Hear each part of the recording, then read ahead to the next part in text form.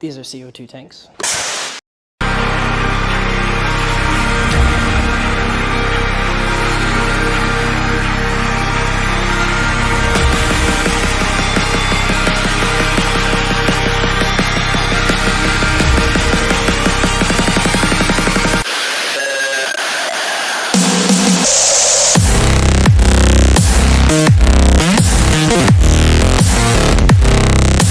These are CO2 tanks. All right.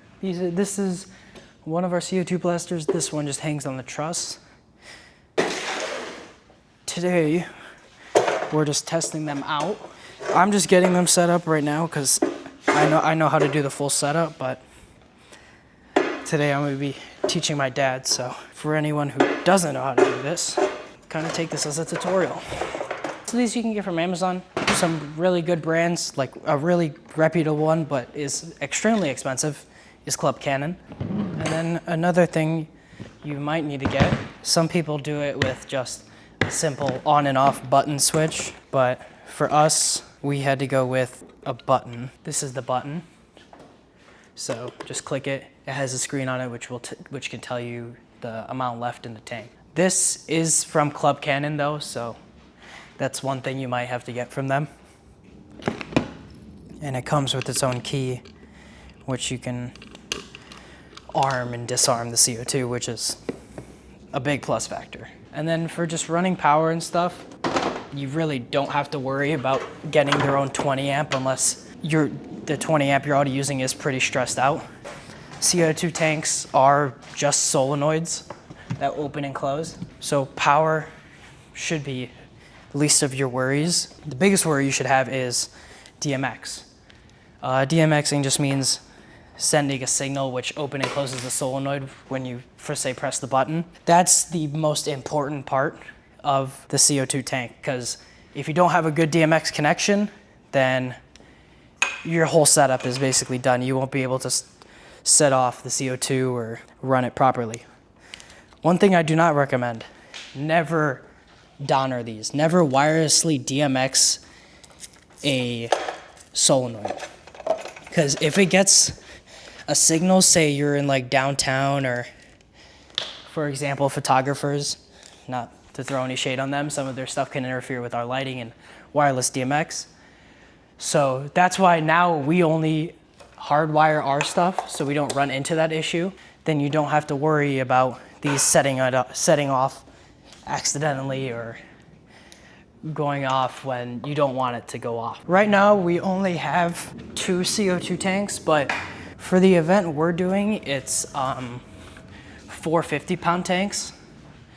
So 4 50-pound tanks are what's gonna last you about 60 seconds. CO2 tanks do not last a long time. They'll last you around 60 seconds if you're setting them off like 24/7. So that's why I never like set it off every like 2 seconds, because then the 50-pound tank will run out. These are just 20-pound tanks. So these 20-pound tanks will last around maybe 10, 20 seconds at most. All right, plug this in over here and I'll show you guys what this sounds like, because it's kind of loud for how it works. And I'll show you what this button looks like if you haven't seen it before. One thing you always need, a wrench. This is the button, so click on it. It's on safe mode right now. So you press it and it turns into go. There are different colors. Click the button and go to LED, color, different colors. So there's this one. This is one we use for Goshal. So if you can't see that, that's the one we use for Goshal. But that's the one you're probably gonna use this weekend.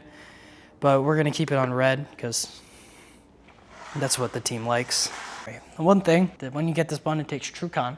So all you gotta do, twist it and it turns off. There's no on and off button on this. There's only a safety. So that safety is what will allow you to basically turn this on and off. All right, from that, just get your CO2 tanks, place them behind your blasters. So when you have larger tanks like the 50-pound tanks, and most of the time people have them on a dolly. So what you have to do, strap them to the dolly. So you put one strap on top, one strap on the bottom, and just lay the dolly without unstrapping the CO2 tanks. Make sure the plugs are accessible, and just lay them on the back of the truss. That way, when this blasts off and it throws a bunch of smoke that way, it's sending propulsion backwards. And that way, you don't have to worry about it flying backwards. You don't have to worry about putting sandbags. So, to do this, I have 2 DMX cables. I'm gonna go out from the button. The button has an out right here, a DMX out. Plug that in. It's just gonna be ran outside the truss. But if you're at an event, run it from the inside of the truss. That way it looks cleaner. Then all you have to do is just plug it in. Make sure it's not in the 5-pin port. Some of these do have 5-pin. This one does not. So don't have to worry about it. And then get another. You want to take the out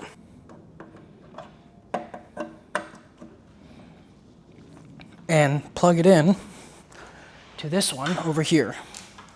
And then, when you've done that, undo your button. This is an easy way to test because you'll be able to hear it.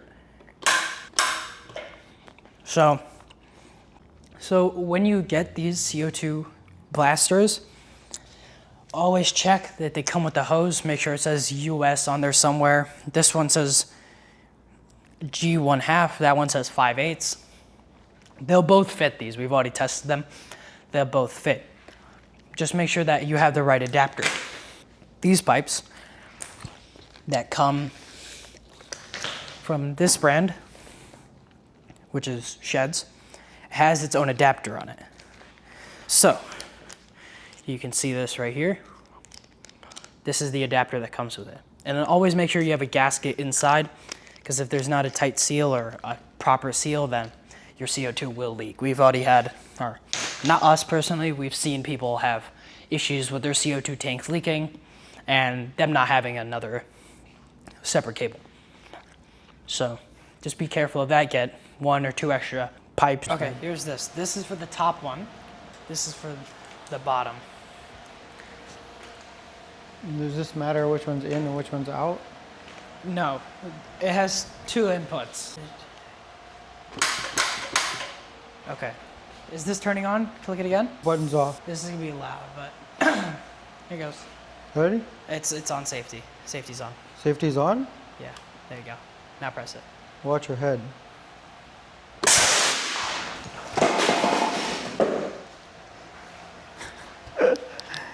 All right, so. This is why we test the truss everything fell, out. But okay, hold on.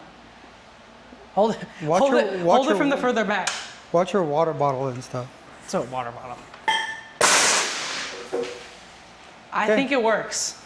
That was top and bottom? That was both. Okay. That was both.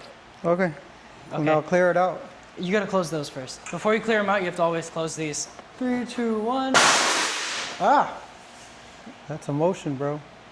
What the heck? What? I just got shocked. I just got shocked and to reset this. What do you mean you got shocked? I got shocked.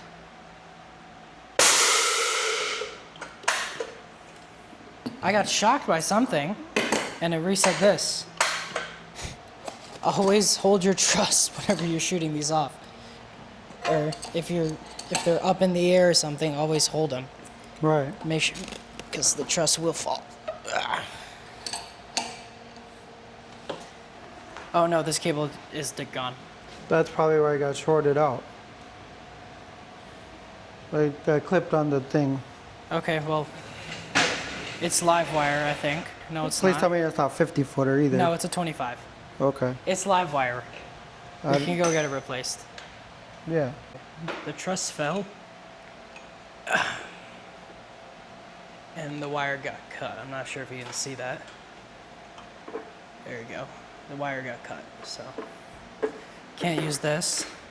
Luckily, it is live wire, so lifetime warranty. So we're gonna go to the Guitar Center and then get this fixed.